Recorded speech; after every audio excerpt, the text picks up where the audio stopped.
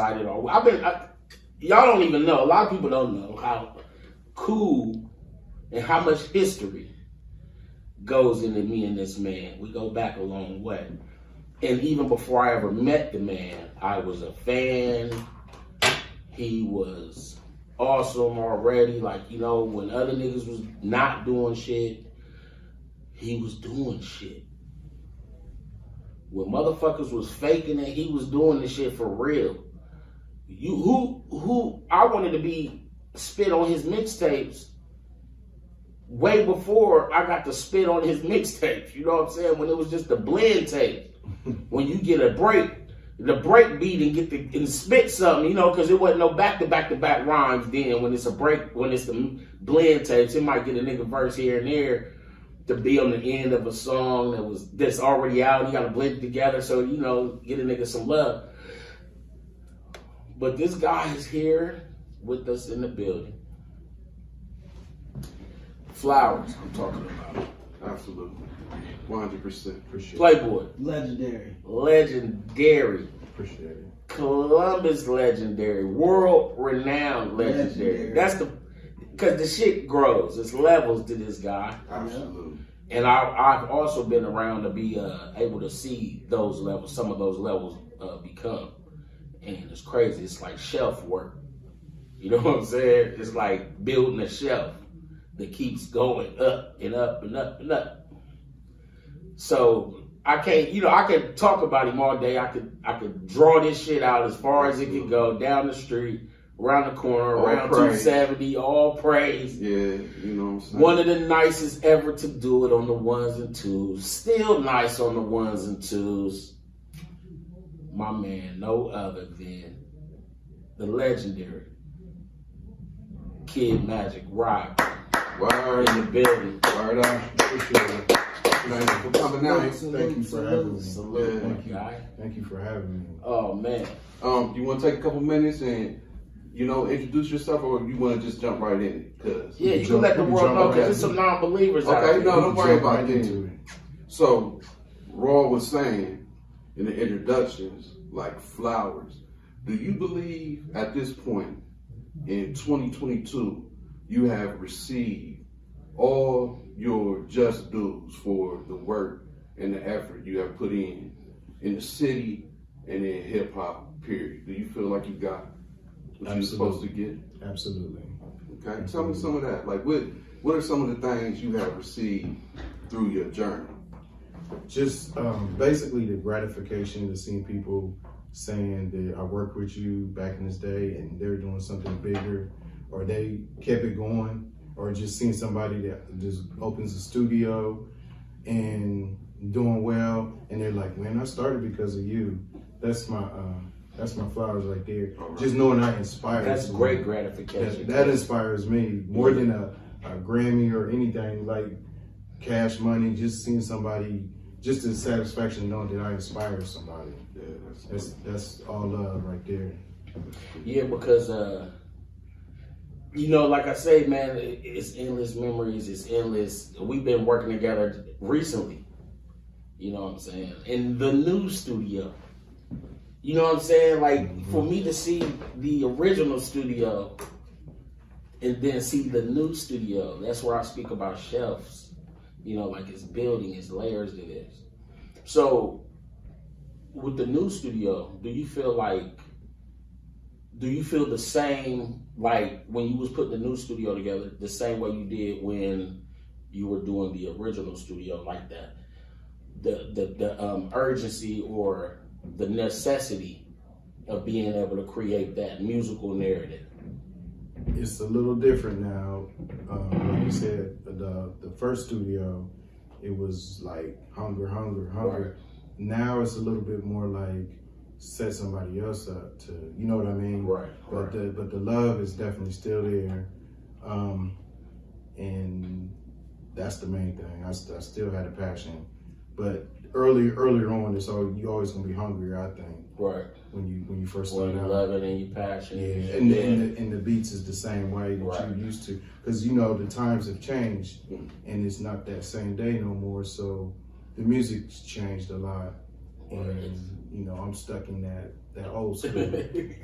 I think a lot the of boom bap. Yeah, a lot of I would say I can't say, you know, as an MC, I'm like that as well. Like I try to give dudes a chance, but then it's like I might hear one dude I like, and then the next dude sound like the dude I thought I liked, and then the next dude sound like the dude I thought I liked, and it's like I can't do this. Let me put back on my philosophy, or let me, you know, rock with the shit that raised me, because it's crazy sometimes. Like the music just, it's like they got a machine just producing the same, like, you know how they create, say, these bottles, you know what I mean, or these cups. It's a machine Mass-produced. mass producing the same old product, you know. And a good explanation of that, without pooping on the youngsters or anything like that, Right. is someone told me they went to a show where it was talent performing, and they said, man, it seems like it's the same person the whole time, but it was different people. Right. So, you know. I think back in the day, like, one of the things that we can all hang our hat on, or, you know, I wish Paul was here to talk about some of this shit, but, you know what I'm saying? It was, no one could come out sounding like anyone else. Right. That was a definite, I don't know what you want to call it. A definite no-no. Style, for sure. right. That Yeah. was And you're going to get called on your shit if you know what I'm saying? clown. Yeah. Styles apart. It was about styles. You had to have styles, and if you had more than one style or many styles, that sets you apart. And that's even with DJs too, because DJs bite. You know what I mean? Cuts and the way dudes cut and stuff like that. The way dudes do they blends. It's a technique to all that. That's, you know, even in the DJ game. How do you feel about Kid? How do you feel about how watered down the DJ game is also? I kind of have a hard problem with that right now, with the DJ game, because, and I guess it's like, I don't know. Sometimes I be saying like, maybe I'm a dinosaur or something. You gonna say like dying breed for sure. Yeah, it's like, I see what they do now, and it's a lot of this. Yeah. It's a lot of this. And I'm not trying to poop on nobody or nothing like that, but in my day, we had to do this. But now it's like a little of this and A lot of that. a lot of that. That's just it. You know what really trips me out with it is, like, I remember seeing Don Juan, Playboy, even myself in my times learning equipment and stuff like that. Like finding the record, flipping the record, knowing where the record goes, knowing where the break goes, knowing the record. Knowing the record. You feel me? And now the records are already programmed, and they like got the computer. The records are programmed computer, queued up in the computer, and all that, which is crazy because there ain't nobody digging in the crates no more. And I can respect it too. I can respect it because it's technology. Yeah. But then I remember, you know, put the record on, and then you leave it, put it on the 200, push the button, and like, you know, taping it and marking your labels and all that. Because you know what really showed me, it was changed. It's two little girls. You ever seen the little two girls? Yep. And they nice too. They nice. But Chinese at girls. first, I remember first though, they just jumping back and forth on the thing. The one just like kick, and then the other one come back in and push the button, change the song. I don't know. That take practice too, I guess. They do. So I want to say one thing too about that. Mixmaster Ice told me, he's like, you gotta step to the technology or you're gonna get left behind. Right. So I sure would hate to be like, Well, everybody, yeah. So I guess you got to look at it like that too. Technology, Right. It's a lot easier now. Yeah, Like but anybody you can ain't, do it. You ain't gotta have your homeboys with you carrying the crates Right, either. that carrying records, and like we had to Wiz, and Doc. When we battled, we had to worry about the needle skipping. We had to worry about that, but now they got it where you don't even put a needle on the record. Right. It's a turntable. It's a turntable, but the needle's not even touching the record. So it'll never skip. That made you. Is it a laser? How's it doing that? I don't know how It's all computer. Yeah. So with that being said, and you from Columbus, a fellow hip hopper, who were some of your rivals in them days? You know what I'm saying? Like, you know, from like you said Wiz, you said Mixmaster Ice, because once he got down here and was doing his thing, who was some of your? I know some of them, but let some of the people know if they can relate. Okay, so my main rival back in the day was DJ Wiz. Rest in peace. Yeah, We had a long rivalry for years, beefing for years. Like, Was it real beef or real just like? beef. It was real beef. Like, I'll tell the whole story. I went to him. He was rocking way before I was. I was playing basketball, right. and a family came down from New York, and we were playing basketball, and I went back to their house, and they were mixing and stuff, and I said, man, I'm gonna learn how to do that. Then I just stopped playing basketball. And Like, was it overnight or like? instantly, I just stopped. And that's how I got my name, Kid Magic. Because I used to go to Driving Park and I used to ball, and I liked Magic Johnson. And I was like, what would Magic call his son? And then I was like, Magic Kid. Like, no, I don't like that. I was like, Kid Magic. And then I just was Kid Magic. Well, I never knew that. Yeah, that's how I got the name. And then like when that family came down, I said, I'm gonna learn how to DJ. So then I brought a turntable and a little realistic mixer, start cutting and cutting. Come home straight from school and just start cutting. So then when I got to the point where I thought I was good enough, Wiz, he was already popping. Right. He was already established and everything. I mean, he lived, like, I lived on Bewlin and he lived right there on Fairwood and Livingston. So I took the tape to him, me and my best friend, Maurice. We walked over there and took the tape to him, played the tape, and he was like, oh, it's all right. It's all right. And I was like, so then we walked out of there and I'm walking back with my friend. I'm like, man, I don't like dude. But when you come from New York, you're going to have that ego, you're going to cockiness. Yeah. So he just wasn't going to say it's good. But it probably wasn't that good because I was just starting out. So I just went back to the drawing board. Yeah. And then it just made me even work harder. Yeah, and that's what that was about. Though. Yeah. That's not up your game. Yeah, it inspired me. That's dope, you know what I'm saying? Because that later on you end up being his competition. Like, you know what I'm saying, that drove you to be nice, or like another MC driving another MC to be nice. Because I remember well, at least that's how it was back then. yeah. Word. Facts. That's it. Yeah. You had to say facts. So with that being said, you kind of spoke on earlier, just all the repetitiveness of the sounds we hear.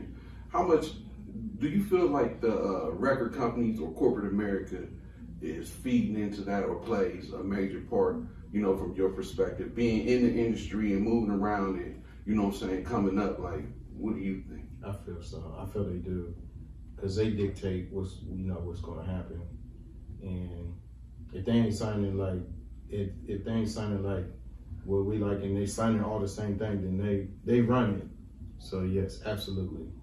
So our partner who ain't here right now, Paul Clark, he thinks more so that, they only picking the people that we want to hear. And it might be, I'm like you, I'm a dinosaur. If I hear it once, I've heard it enough. I don't want to, hear it from everybody out there doing it. But he says they only signing these people because that's what other people want to hear. My thought process is simply that, they find somebody who hit like the drill music. Right. And then they just repeat Yeah. until the next phase comes in. Wave, Yeah, you know what I'm saying? It's like milking the cow. Like Yeah. you milk it until the teeth have nothing else. Yeah. And all about, like draining every dollar out, and then hit the next little thing, whatever that is.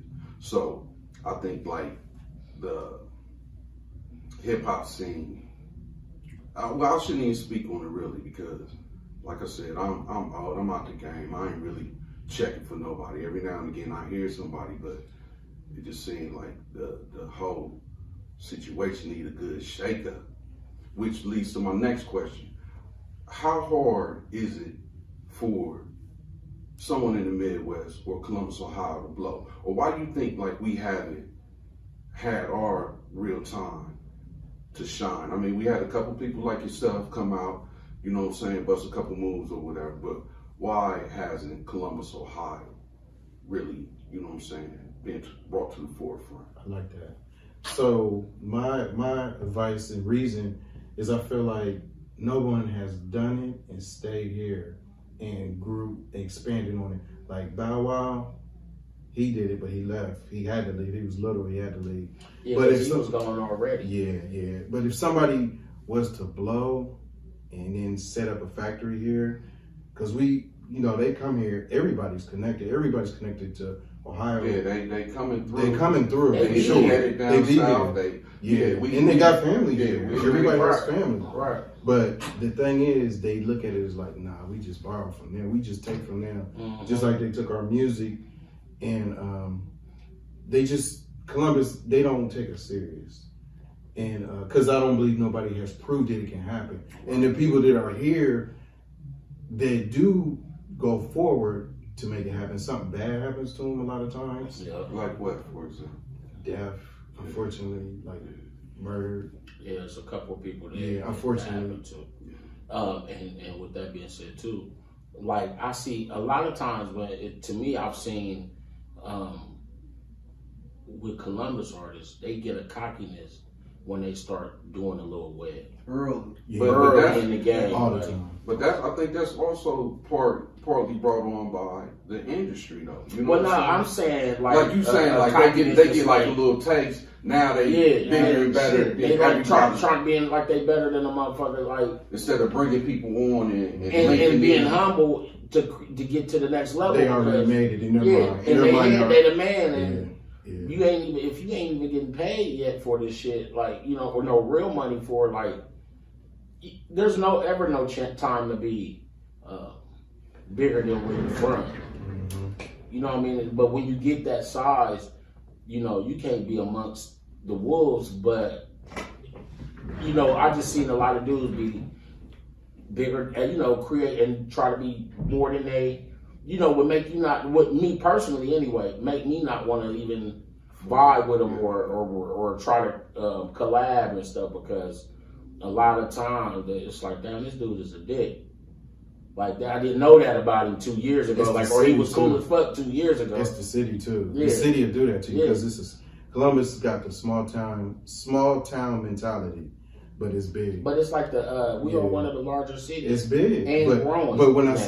say that, it's like someone could come and record with me, and then they could put or with whoever record an album, and they cool, like you said, they're cool. And then when it gets out there and they get a couple people saying that's dope, they already made it. Right. They feel like they already made it. Right. But should just be the one step. Keep going even harder. Right. But they just get comfortable with that love, with that city loving them, or those people one-sided. I ain't even gonna say the whole city, just that side of That little town. neighborhood, right That little there. neighborhood, they cool This with block up here, like, Yeah. you know what I mean? And I'm like, I think people around them play a part in it too, because Yeah. if people Yeah. around you ain't bringing you down off of that high horse and making you realize that you got a long way to go, bro. But- This just your first single. Exactly. You know That what I'm happens saying? a lot too. Yeah, you 'Cause I hear it a lot. you got to motherfucking Yeah. you know, bring them back down to earth. I hear a lot of dudes. I hear a lot of music, and people be hitting me up, trying to see, you know, if I want to work with their people or manage them or push them in the right direction. And they got a song out, and they never even performed before. They never even did a show or a showcase That's or that technology too. you know what I'm saying? But it's like, but when you hear it and see it, and I'm like, you still gotta, with technology, you Still still work gotta to do. create that Yeah. work, and because they not fucking with you if you ain't got a following or something behind it. And even though it's technology, a lot of times the labels wasn't fucking with you if you didn't have your city. Like if the city wasn't behind you, or if they send an A&R down here to check you out and ain't nobody at that damn show, they might not, at that showcase, they might not fuck with you. You know what I'm saying? Like, so it's still technology or not. You still gotta have, you know, you gotta have a following on Facebook or Instagram or YouTube. You gotta have a following in your city too. And when a motherfucker get their neighborhood to follow, They think they done. yeah, because we would remember. It ain't so good to me, though. We would throw shows for dudes, and I mean we would throw showcases, and somebody come to perform, And when they done performing, they be like, all the 20 people that came with them, everybody leave. I'm like, yeah, I'm out. You know, they got a bottle in their hand and shit like that. I'm like, I've left the building and shit. And as the people that perform leave out the building, just that 10 people go, that 12 people that came with them leave and shit like that. Out, I'm glad you said that too, because this is another reason why I feel like I'm a dinosaur. My daughter, she's 16. Right. She's like, Dad, I want to go to this concert. And I said, okay, well, you just got to find somebody to go with. She couldn't get nobody to go with her. So I ended up having to go with her. And I'm like, I was like, man, I can't do this. But I didn't want her not to go. So we get tickets, and it was, what's his name? I'm at a, he was at Scully's, and listen to this. This is wild to me. the same place you got your award at. This is wild to me because you are the backbone of Columbus. MIC is the backbone of performance and everything. So this dude was rapping. I never seen nothing like this before. Maybe I shouldn't even speak on it. Come on, man. You This is the Broadway show, man. I gotta give it up. It is what it is. It's just a different day. It's hip hop. I just gotta tell myself it's a different day. Right. So tell me what you seen, what you didn't see. You couldn't believe you was seeing this shit. So we're gonna delete the name because I think I said Okay, his there we name. go. We don't like to say names. We're gonna delete his name. But at the show, he had his DJ, which was cool, and he came out, and the DJ was like doing all the talking for him. He wasn't really On the mic. He wasn't MCing. I couldn't believe it. He wasn't even talking to his folks out there. He came out, and the DJ, it's like he didn't even know what song was gonna be played next. The DJ was like, all right, let's make some noise, and here's the next song, let's do some of that. And then he wasn't like, you know how you walk off and you get the crowd hype and all that? You know what I'm saying? Moving the crowd. And then I see him like rapping, and then they put the mic up like this. I get that, because you want the crowd to say this stuff, but they'll put the mic up and start dancing and stuff while their words is going across. And I'm like, that's like, I seen that, like, I don't understand that. I say somebody sent me a video clip of their son, and he was like, I don't know if it's the school talent show or something like that. And that was basically the same thing he did. Like, he over there, the mic right here, and he walking back and forth, but he was like in this little space right here. And I know they don't know your song, bro. Mm-hmm. And they love it too. The crowd loved it. So it's obviously what they do now. Yeah, they doing something. The crowd loved it. And it's as an MC, you look at that and you like, man, this is disrespectful. Yes, because you want to see that mic on their mouth. You want to know that they're saying every word. These dudes would be like, and the words is going to go, and then they'll grab it and I'm like, wow. I just seen something on YouTube like that, the same thing, man. Couldn't believe it. And but the crowd was cool with it. They love it because it was stacked. And they was dancing and jumping up and down. So I was like, it's something different. It's a different day. That's why I always say it's a different day. So, with being such an influence and an inspiration, who are some of the people that inspired you? It's a lot. You mean like DJs or just people? Well, I would say in music. You know what I'm saying? Music people. DJs or some of that, just people in your life that may have contributed to your thought process and your plight in the game. Okay. What I would say first, of course, the family that came from New York. It was a Fitzgerald family. Well, mainly Derek and Ricky Rock. Just seeing them do it, just seeing them do their thing, I was like, I gotta learn how to do that. And Ricky Rock, that's dope. And basically people who told me when I had the mixtapes and was just giving them away, and said, man, you dope, you got something. That's the people who inspired me. Driving Park Day.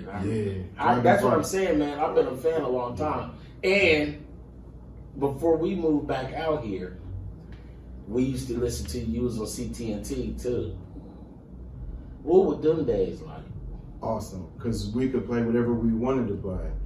It wasn't a playlist, and it wasn't like play these 12 songs. Right. We just got the stuff from New York and played it, and basically, and it wasn't a lot of cussing back then because that was '88. That was 87, 88 to like, you know what I mean? So what the songs didn't have a lot of cussing in them anyways, but we could play whatever we wanted to play. It wasn't no format. So it was dope. It was real dope. And that's how it used to be. Mm-hmm. I'm sure maybe BKO and the first 105 and all that had, you know, their playlists because of the program directors and stuff like that. But that's what's dope, and I think a lot of radio shows may not go by that.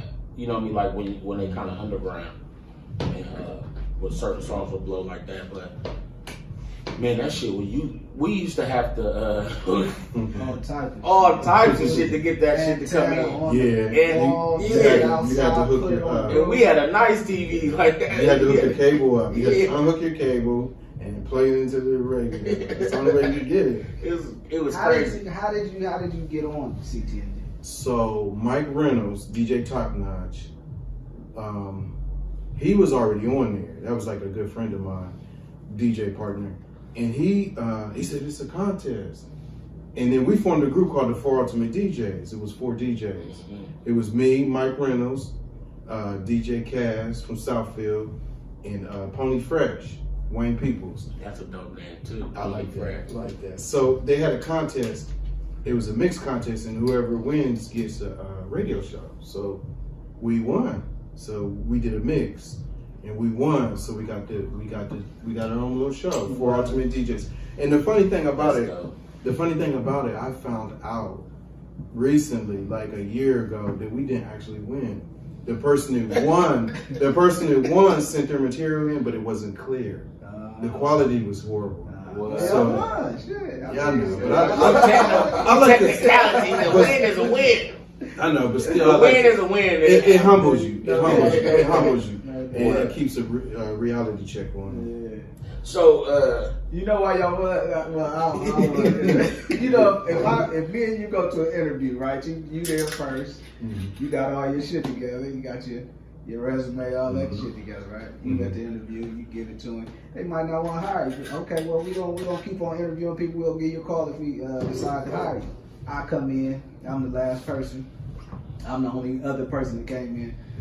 Oh shit, I forgot my resume. Oh yeah? Okay, well, we'll interview you anyway. You know, they interview me. Okay, well, after the interview, well, we can't hire him. He's fucking a forgetful motherfucker. You know what I'm saying? We gotta go with the other guy. So you want on technicality, but you know, it is what the shit was clear.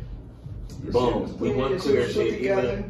We want clear shit on CTT. They already gotta go through a bunch of other shit to get to hear it. So you already gotta take the cable box apart, stick it in the radio. So we gonna go with these guys. At least they shit coming out clear out the speaker. So, kid, that was a major step in your career, right? Getting it popping, working at the radio station. It was. So this question is not in that same vein, but you spoke of your 16-year-old earlier.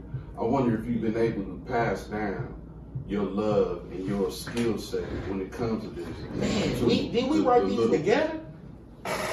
Did we write these questions together?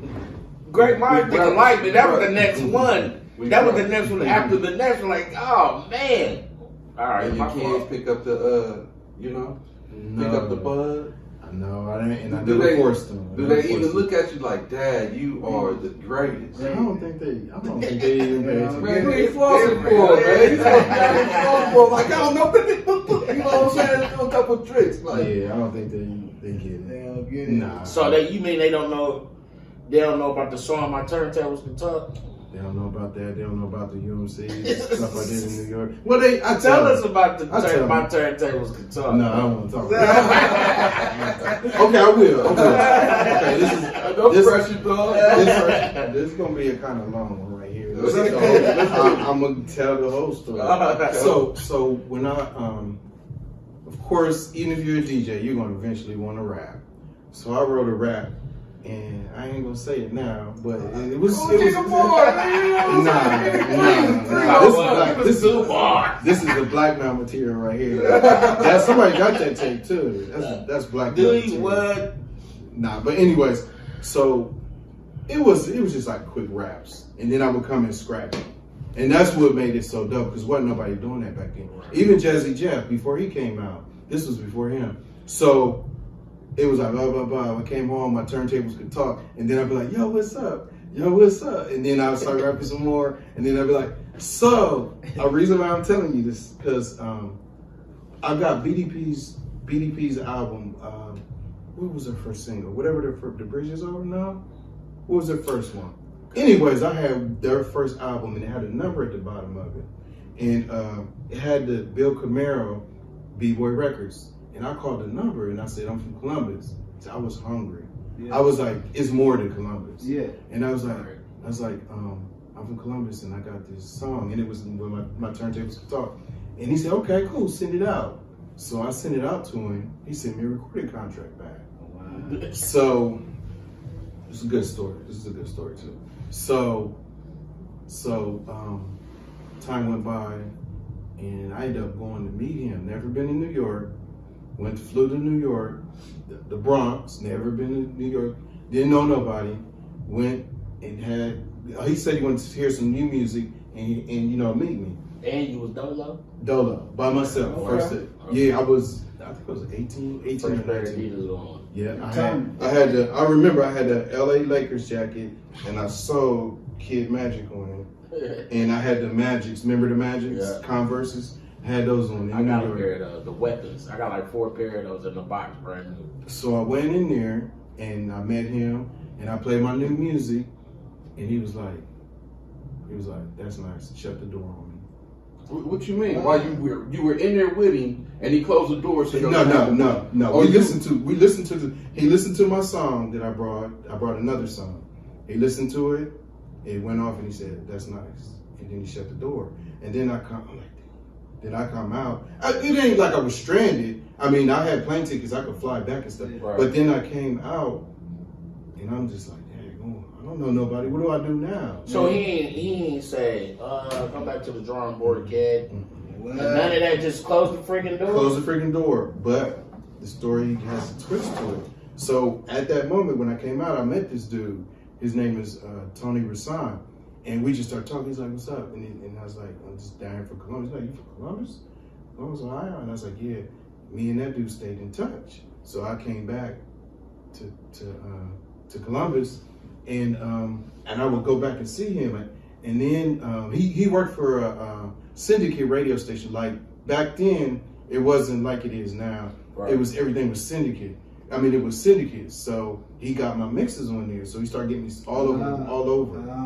And then he moved up in the ranks, and he ended up being a manager for D Nice, Craig G, of the Juice Crew, and he had this new group coming out. How funny is that also though? D Nice, he down with KRS, but dude was like, D Nice was being managed by the same niggas that's KRS beefing with too, like musically beefing with anyway. That's crazy. So he ended up coming out with a new crew, and he's like, man, you gonna be the DJ. He's like, you dope. Wow. You got it. He's like, and I'm from Columbus. Yeah. They got all kinds of DJs in New York that could have did it. Yeah. But that's just how the Lord works. Yeah. I'm thinking I went down there, it was a bad move, but he introduced me He introduced me with him, and now we got 2 platinum singles out now. Right. Right place at the right time. Yeah. See, that's that. Y'all gotta understand. It ain't what But you gotta know, get, it's but who you gotta know. get out of Columbus. Yeah. You But gotta that's cold to me. But I understand that, in order to make some moves or in order to get your name out beyond these little hubs or whatever, you gotta move around, but it'd be so nice if you can just be right here and below. But this ain't an entertainment city, so there's no way that But, that can happen. To say that though, a lot of the music that's being sampled and shit like that was made in Ohio though. But it's still not an entertainment city. That's true. They I really would like to understand what happened to Dayton, because that was our hub right there. With the Troutman, Roger Troutman. Yeah. Why didn't his kids take that over? It's crazy. That hurts That's my what I'm heart. saying. That's the hub. Your kids, my kids, you know what I'm saying? And that's what that's Why what me they- and my nephew was we was talking we was texting earlier, and he asked me, well, he had posted something on Facebook yesterday, cash money, like no limit or cash money. And I was like, well, they really two separate entities. Like their era, they was lightweight in the same era, but one came before the other one. And it was like, he was saying, people say P washed up. And I was like, who says P washed up? Because we don't know. You can't count P's pockets. We don't know what P got. You know what I mean? Like, P know what he got. His accountant and all them know what he got. So somebody on the outside of his life that ain't a part of his life speak on what he got. Or if you can't really say he washed up, because if he's still doing business, which was his main goal, was to do business. The music was a stepping stone, which everybody, you need to understand. Hip hop ain't the same thing as it was for real. Like, these guys are getting money, and the money that they show you they are getting, a lot of time is advanced money. It ain't really like they, you know what I mean? They still owe. Yeah, they owe. If you sign a contract, you owe. Possibly still owe. And y'all, they buying cars and shit. That's cool to do that. You know, some of them smart maybe and buy a neighborhood, a block or something like that, you know, to build off of. But I was just telling him that, and I was like, well, he should have did if that's the case. He should have did what Russell Simmons and them did. They hired other motherfuckers in position to do the work. Once they had money and they was getting it, you put other people in position. If you choose to step away from that, or you choose to, you know, because he had Rush Management and all that, you know what I mean? Those people were still, you know, that's two separate entities. His Rush Management wasn't Def Jam, but Def Jam artists would be signed to Rush Management also. You know what I'm saying? And I'm just saying that, you know, bringing in Andre Harrell, different people were his homeboys or people he knew that were coming up or was probably already at the company, and when it needed a president or whatever, president of A&R or president of marketing, some of them people already been at the company or already been around. And I ain't speaking verbatim, I just thinking on how business goes. That's how business goes. And if you are, say P in his position, who knows? I told my nephew, I was like, who knows? C Murder was probably supposed to be, could possibly be, was the next dude to be in line to take care of the business while P went off to try to play basketball and all that shit like that. You know what I mean? Because that's what he did. He really lost interest or was trying to pay attention to bring other things to No Limit, which let Cash Money's thing. Once Jay-Z did the How remix, they took off. You know what I'm saying? But you know, somebody should have been put in position. He could have hired anybody to run that company to keep it going. But that don't mean he washed up. You know what I'm saying? Just because you'd have made $100 million and you might not still got $100 million, he ain't gonna never be the regular motherfuckers broke. You know what I'm saying? He'll never be, because he got too much knowledge and he done did too much to have a conversation, of course, with that dude. You know what I'm saying? So I just think, you know, when he passing that, you got to create legacy to pass the legacy along for the music. If you're in that position to pass that shit along, you should pass that shit along. Speaking of which, back to your, you know, your time in New York. When you was in New York, kid, was you yelling Columbus, Ohio? Was you know what I'm saying? Was you rapping it? Oh yeah, for sure. And then they would always say Columbus. They was like, they didn't know it was the capital. They was like, I thought Cleveland was the capital.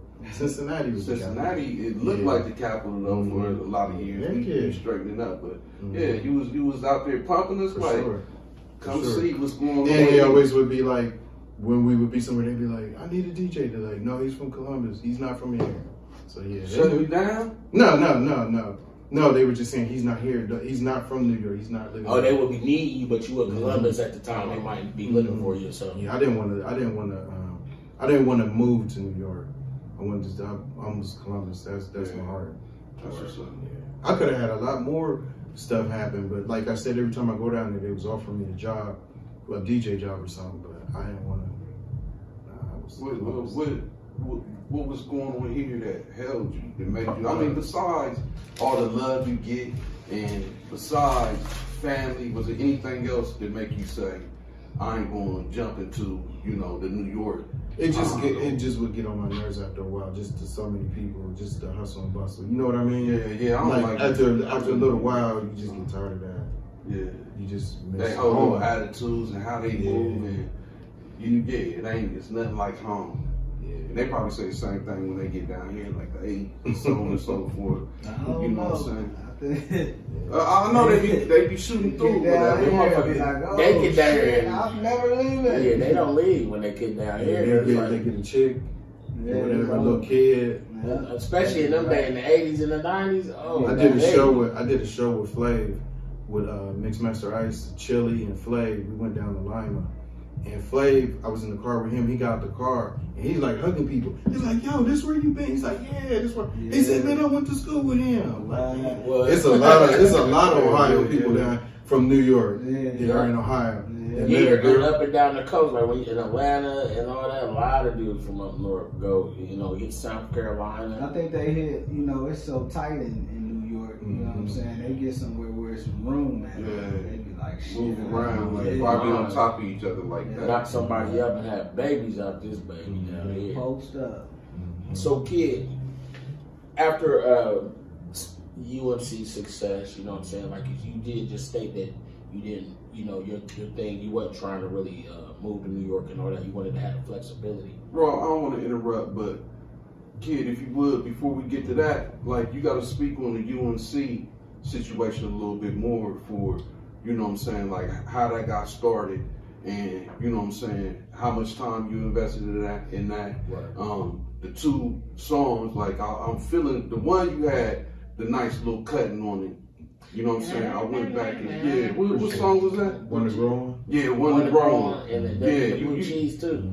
Blue Cheese, okay, yeah. So how did that whole little scenario?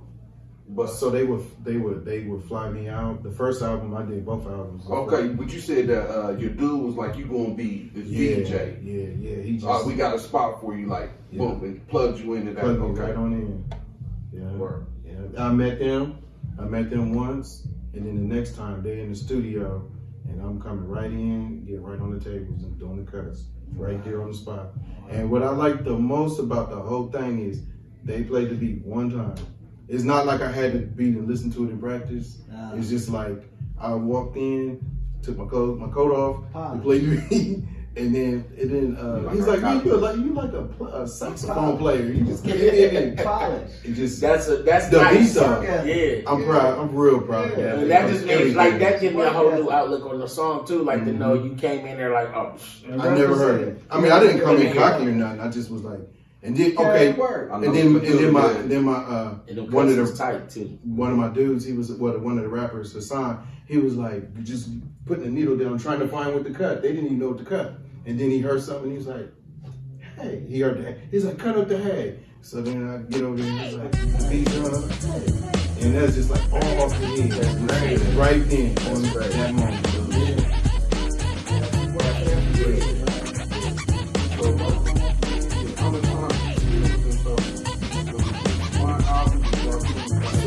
Castle on the borderline is surely like this. First Approaching of album. a UMC is And purely then, hype. that was 91, and then so then we did the second album, but something really bad happened when I was at the airport. This is another story.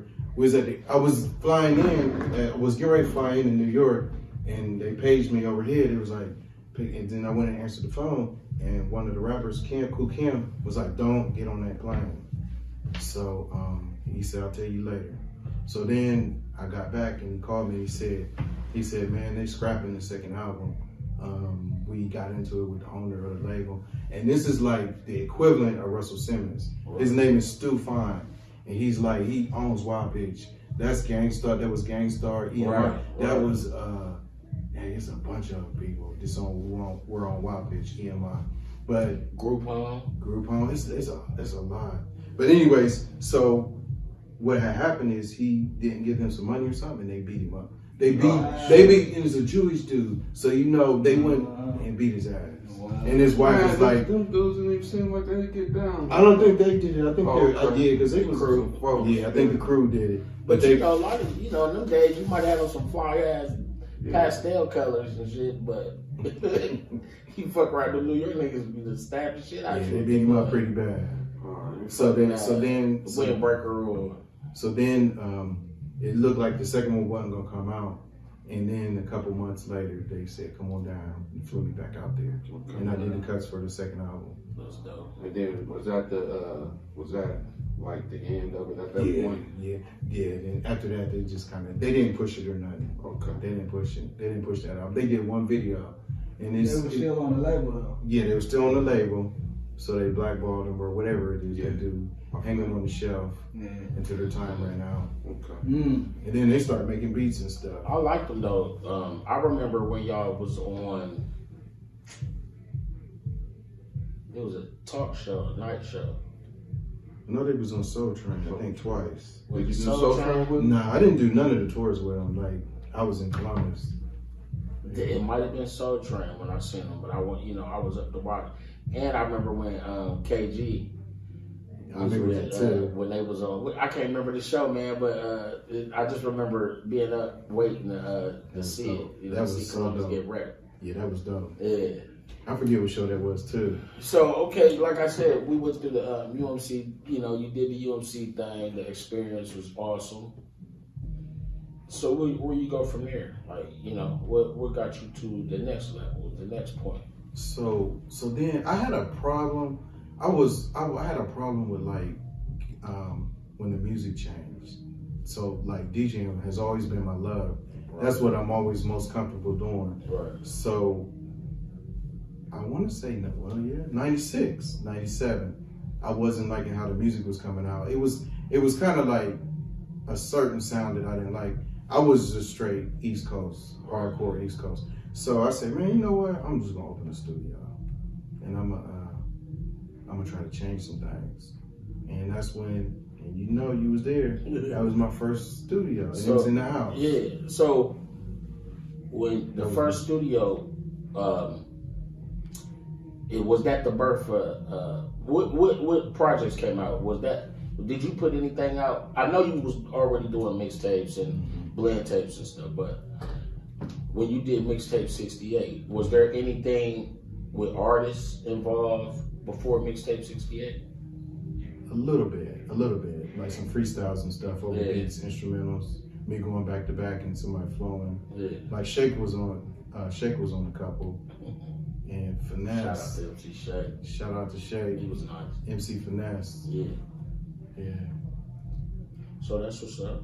So moving on past that, how was it putting the mixtape 68 together? Like that experience, that's a documentary alone by itself. Who was some of the artists on there? MIC, of course, Wholesale Crew. Yeah. Rush was on there. Shout out to Rush. OPC, Ohio Player Click. 40 Drop 40 is Drop. Rush. That is Rush. And was he with Rush initially? he was initially. Oh, okay. Yeah. He wasn't out there in Greenbrier with him. Nah. Well, that's how I didn't know if he was with them or if he was an entity by himself. Cause he ended up being Greenbrier when I was out of Greenbrier. He ended up being. You know what? I'm not sure if he was in Greenbrier. Yeah. Because I know one Sandman's brother got killed out in Greenbrier. Yeah. Straight nuts. Yeah.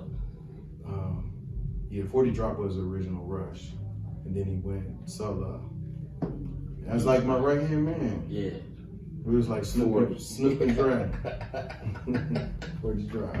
40's. Shout out to 40 Drop. So how was you putting it together? It was dope. Wow. It was dope. Yeah. Having y'all aboard. Yeah, it was real dope. Yeah, because, you know, they don't know, remember how we linked up to jump to get in there. We met at Doctor's North. That's right. Break it down. The one few times I had a job, you know what I'm saying? I was working Who got at Doctor's you that North. job? Mom, dude. No, actually I got it myself because mom wasn't working there no more. Oh, okay. But she still has some pull. Tommy D's mom worked there still. So I get the, hey, Leola, ain't you Leola's son? Every day, like, you know, yeah, I'll say yes, ma'am. Every day. Every day now she call, you know, we talk on the phone and stuff now, you know what I mean? But I remember me and kids, I can't imagine, man, what's up? You know what I'm saying? And, you know, we would chop it up and shit. I'm still there, actually. I still work there. Okay, that's what's up. He's there. They fuck with him at Doctor's North. And, you know. Just orderly word. He, we chop it up. We would chop it up, see each other. He's like, yeah, man, I'm working on something. I'm like, well, you know, we with it. We with whatever you want to do. You know, most of it will be down with it. And everything came together. And what we did do, we because we already made our own music. Shaggy, you know how we grow. And we already had. We just submitted our joints, but we would still be there through those processes, some of them sessions and stuff like that, and kick it. Don't forget about the parties too. The parties. Woo-wee. Yeah, we did. What year was this? 96, 97, Mm-hmm. 98. Yeah. Because we did a couple projects. Mm-hmm. And, you know, like you said, it was bananas. And to actually be alive with some people that got the same kind of vision as far as hip hop, you know, creating your own musical narrative is big when you're in a city like Columbus, because it had no identity for the most part. It was a couple people that came out, but we were out still then too. Like, you know what I mean? Like, as far as I can remember, there's always been a Kid Magic. There's always been a Mo Steel. There was always a Wiz. You know what I mean? Like, it was always a certain few people, and you know, and that's dope about hip hop, Columbus hip hop, because I know some hip hop pioneers. But we did what song we had, Playboy? We put on the mixtape 68. No, it's like I'm just He over there don't even remember. Joe in my memory. I said that shit. I'm like, damn. I don't know, but it was an awesome time, and but it was dope. I thought it was the dopest shit in the world that I was working with Kid Magic at the same place every day. You made me, girl. Yeah, and I see, because I was a day porter. I ain't gonna front. I was a day porter and shit, getting trash and mopping the floor. I was half-ass doing my job, but I used to go to lunch on My time. mom would hate to hear that. She You knows, what I'm saying? because I ain't last. Because when I ain't last, when I got enough money to get right, I ended up not at that motherfucker no more. So shit, kid, what inspires you to still do music To this day. to this day? It's certain artists that come in the studio and they make me think, even though I don't rap, they give me that feeling that I had. Wow. And then when people say, man, they keep coming. When people keep coming to me, you know, when there's other studios and stuff, and they keep coming, it's like they depend on me. And that inspires me to keep going. Even when I be thinking like, man, I don't want to go do this. Right. I just keep going, keep pushing. Because I'm gonna tell you too, bro. When we able to have our session, and sometimes I'll be like, you know, I let hip hop kind of discourage me at times, because how they keep yelling it's a young thing, and it is a young thing when you know. But I'm not. If I was doing it trying to get a record deal, then that may be the thing. Or maybe different, you know what I'm saying? But I'm, you know, for the love of the hip hop, that's one of the only things in my life I've ever really done consistently. To be able to do hip hop and not to be able to do it, you know, it's like I can't write in my diary, or you can't get that frustration out that you've had. That been my way of getting rid of my frustration for 30, 40, 30, shit. For 35 years, you know what I'm saying? I've been able to get rid of that, you know, and to not be able to do it. So when me and Kid link, I be like, well, maybe it ain't lost. Maybe it ain't over. You know what I mean? Like, you know, to be able to do music and be comfortable doing the music. And I'm nice as fuck. Still, I ain't gonna never little not be. glimmers of hope out there. Yeah, you know. So that's why, you know, our relationship tends to grow and stay strong too, because, you know, I guess it's the same thing, but I want to let you know that I appreciate you for being there. Much love. Appreciate you too, For man. me and Appreciate my you crew and Columbus, you know what I'm saying?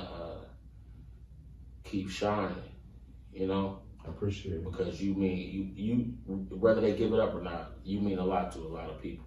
Legendary. Appreciate that. So, with that being said, what you doing in the studio? You cooking? You know what I'm saying? You making the beats? You producing? Like, what you got going? What can people expect if they pop in? The main thing I would say, I like to, when people come to my studio, I like to make them feel at home. and then just get comfortable, because I know that's when you're gonna make your best music. Right. And I do beats, but my beats is like dinosaur beats. Like they ain't really feeling my beats, so I don't even present them. But mainly You just gotta present engineering. because when I hear, I always find something that's nice in that pack. Always like that is nutty. That's nutty. Yeah, but That's nutty. So what you use? What equipment? it's still the motif, like yours. Yeah. Okay. Motif. Okay. Yeah. I know everybody's doing the digital stuff. Right. Fruity Loops and stuff. I couldn't get that Fruity Loops down pack. I just couldn't. I was They like, just cutting and pasting. cutting and pack. And that sucks. Because we would be Like, making that shit from man, scratch I'm still. Playing the keyboard, playing the It's keys, hitting too. making the drums, bring a motherfucker in to play the drums, whatever, and dudes is getting paid at Fruity Loops. Like, I guess, you know, it's all good. It's all hip hop. There's some young guys like 15, 14. Turning it up, huh? Yeah. I gotta give a shout out to my homeboy Mama Montana. He's nice. Yeah, he's dope. Yeah, that's who I've been. He's been giving me the track, and so big shout out. He's been doing some big things. Word. So you know, with that being said, Kid Magic, I want to toast you, brother. Let me pour up. The bartender slug. Oh, we ain't Master Cicerone down there. We ain't even do that. No, But we'll talk about you. I'll talk about you later. Hey, I got some shit to say about you. Kid Kid Magic. Magic, Appreciate you. I want to toast you, brother. I love you. You Love are you too, man. an inspiration and one of my dearest friends. And keep on Appreciate doing what you're doing, bro. Thanks for Because having me. without you, it would be a lot of people, you know. So Before you Is it, leave, though, don't leave yet. Come on, let's. You know what I'm saying? Did you tell us how you got your name? Yeah. yeah, he told us. Oh, Yeah. okay. What I want you to do is let everybody know what you got coming up, and also let them know where they can find you, Instagram and all that. Let them know how to get in touch with you. Hold on. I don't want to keep interrupting, but I want to, you know what I'm saying? I'm gonna pick this man's brain a little bit more though. You know what I'm saying? Look like we winding it up, but at least one more question for me. It's gonna be a little bit long. How do you feel about the local hip hop scene as we speak? Or how do you feel about past, present, and future? Where do you think, do you see an avenue for us to, you know what I'm saying, make it more than what it is right now? And, you know what I'm saying, just build on the past and the present and the future. Can you speak to that? So, I think the local scene is actually dope. The only thing that I would say is really lacking is unity. Everybody's content with being in their own little hood and getting that their own little following, and people don't want to work with a different side of town or a different hood unless there's some, you know what I mean, some kind of bond. And if everybody would just come together, we'd get a lot farther. That's what I think. So we had a couple meetings with a bunch of labels from here, local labels, and it seemed like it wasn't gonna happen. This was some years ago, but if that was to happen, if people would like all chip in and just do projects together and just start bonding more, I feel like we would be able to get that. We would get where we need to be. Right. That's what I feel. I think that too. But everybody's so egotistical. Like I told one artist, I was like, man, this dude over here on the west side likes you. He want to do a song with you. And the dude was like, oh man. And like, is you sweet? And I'm like, man, just think, if you could be better than him and you could get all his people out west. Right. You could get all those people on your team. But I understand you don't want to be on no track with nobody who's saying some dumb stuff or lame or super whack. But if somebody is came up just spitting on anybody, You got that option though. You can work with him. They don't even want to take it. You can work with him, and you know you might be able to point him in the, don't say that, do it like this, and woo woo woo. You know what I'm saying? And it might come together, or if it doesn't come together, you got the choice to be like, well, I ain't gonna use that. I'm just gonna put somebody else on it. You know what I'm saying? Right. So, I always been an advocate, a person who wanted to get people to work together. yeah. Like when sessions cross, and they might hear the tail end of something, and I'll be like, yeah, get his number, like maybe y'all could link up, because that is like, what did Atlanta do? Yeah. What did Atlanta do? Yeah. We need to do what Atlanta And then do. all the way across That's the Texas. blueprint. That's Because the Master P blueprint. was doing that too with the mixtapes early, like what was it, mid south. Remember? I remember what you said. You know, because he would have, you would have a Master P CD, and the next thing you know, it's a West Side Connection song on it. It's a Scarface song on it. Well, I don't know exactly the Scarface. I just remember hearing like Ice Cube songs and different shit. They was doing different stuff up and down the coast and all the way to Louisiana, back and forth. And that's what build relationships. Down south is doing it. Mm-hmm. They're doing it, and down south. Like you said, the artists here, as soon as they get a little buzz, they think they made it. They think like Hollywood. Is He Sweet? So that's what's holding us back.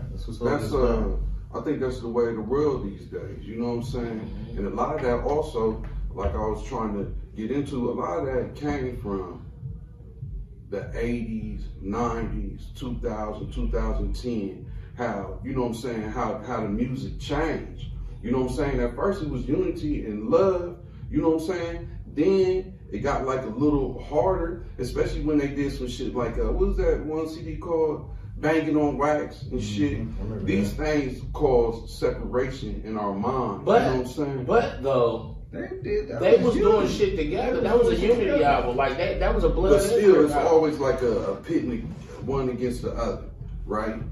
It was one against the other. If you a true MC or a true DJ, you may be cool with a motherfucker, but listen, You gonna try? But I ain't never. Nigga, I think you I'm can look better back than and you. kind of see like that's where hip hop, and we where it can create. started like fragmenting to the point, especially in the city. You know what I'm saying? Where now, you know what I'm saying? It was kind of like that with us too. You wasn't know what I'm saying that shit Like when you was starting them battles in the lunchroom and backing up. listen.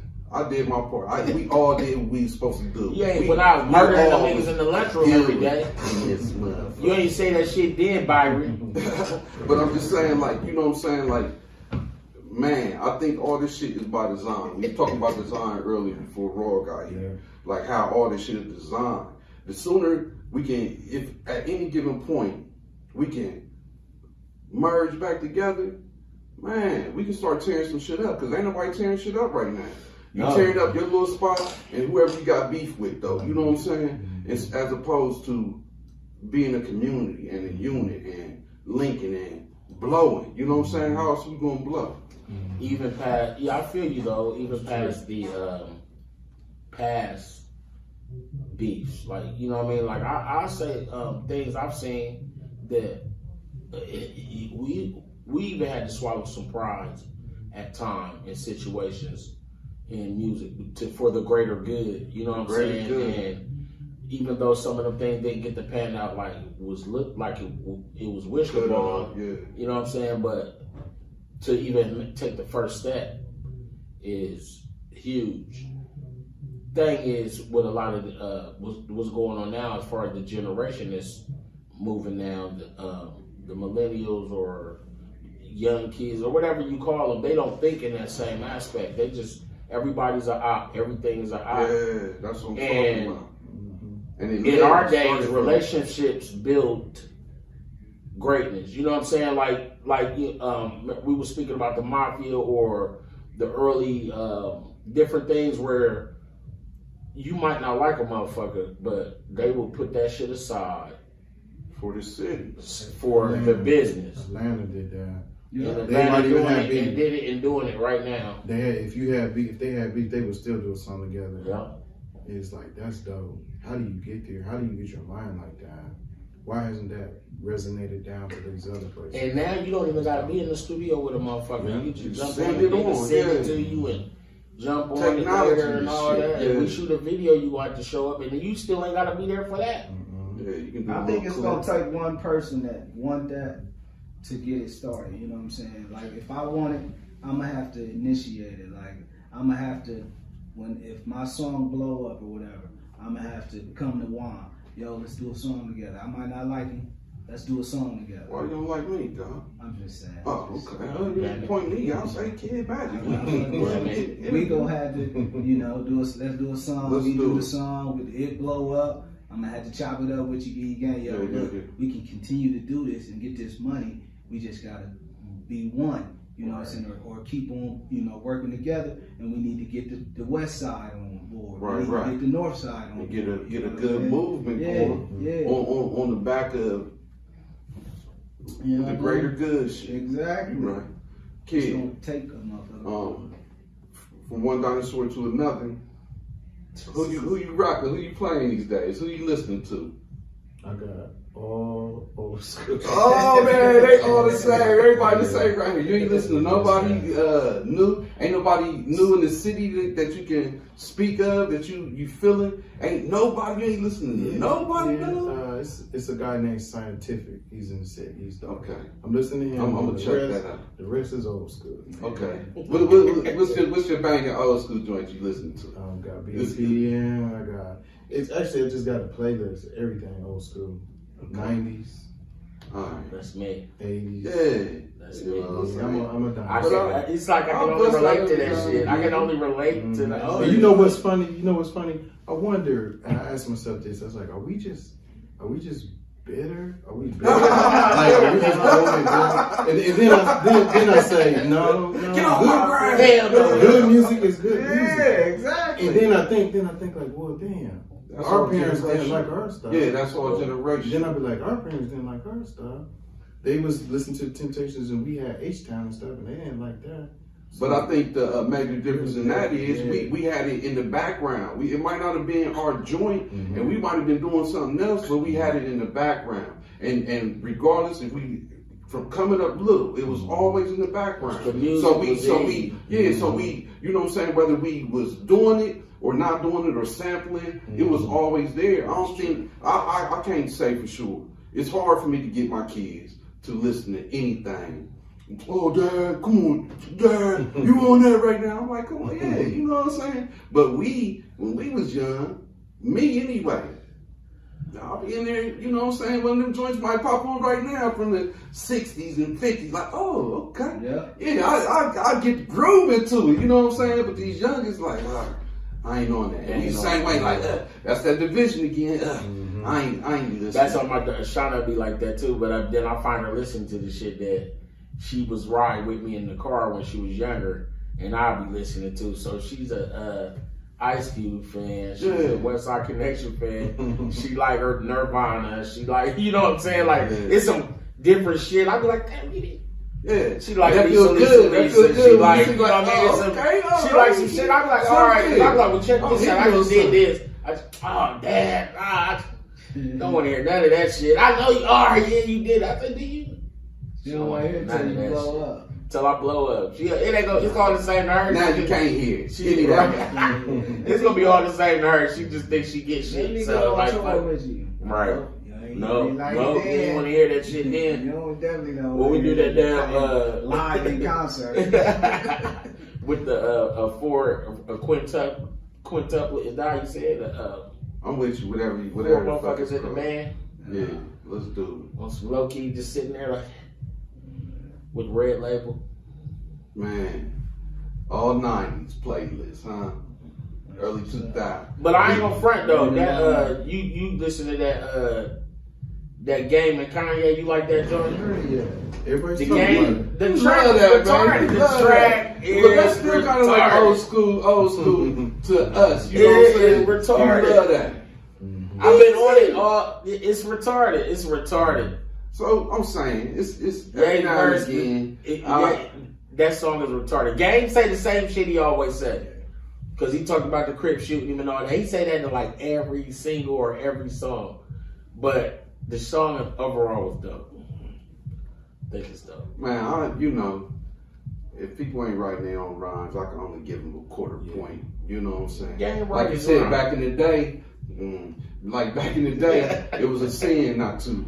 You know what I'm saying? It was a sin to sound like somebody else, and it was a sin not to be writing your own raps. I mean, every now and again, my dude throw me a couple little hot lines, like, yeah, I'm on it, but it was a sin, so it's hard for me especially if I know. They used to write, bro. They used to ghostwrite back in the day, bro. Niggas was getting ghost written. No, Big Daddy it was Kane wrote all so- about Roxanne Shantae shit. But And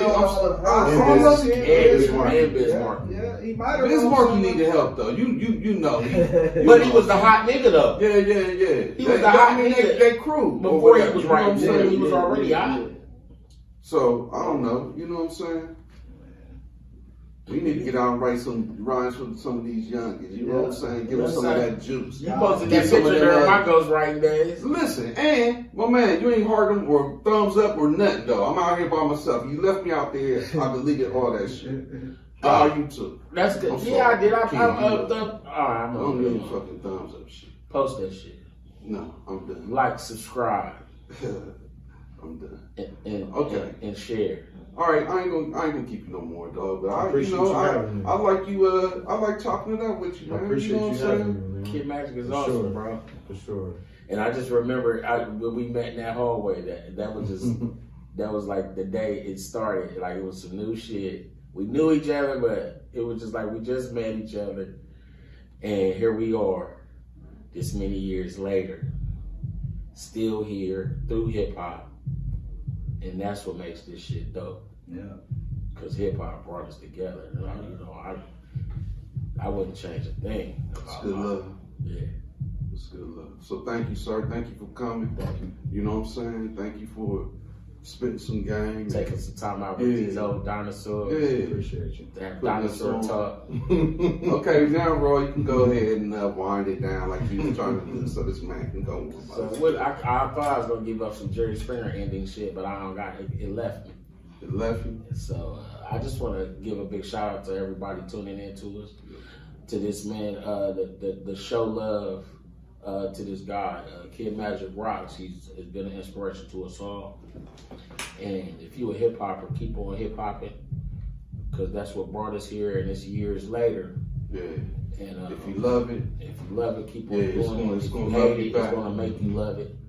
And this has been the Raw Way Show, Hold on, interview wait. edition. let's it's only right with you being who you are, that you are our first interview. Yeah. And we should go ahead, you know what I'm saying, take the floor and let the people know where to find you, or you know what I'm Yeah, saying, like what definitely you got going on. How much it's gonna cost me to get that next beat.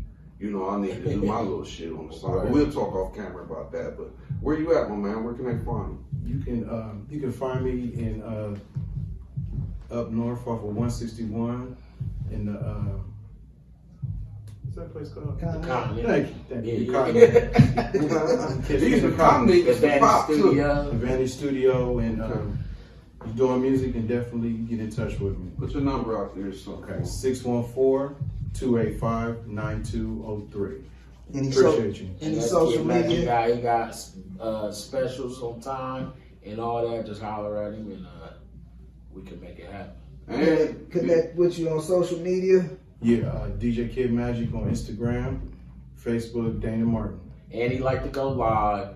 And you rocking with the best when you Check get him out. with this dude. You Oh, get shout some out old girl history. with the single. Old girl y'all got out. Oh yeah. Kathy Swain. We got a single coming out. It's out now actually on all streaming networks, and What's let's your make this name? music. Kathy Alright. Swain? It's been the Raw Way Show. We love y'all. This is number 13. Number 13. Number 1 in interview sessions, and holla at us. We got you. Like, subscribe, comment. Yeah, all that shit. Yeah. Show some love.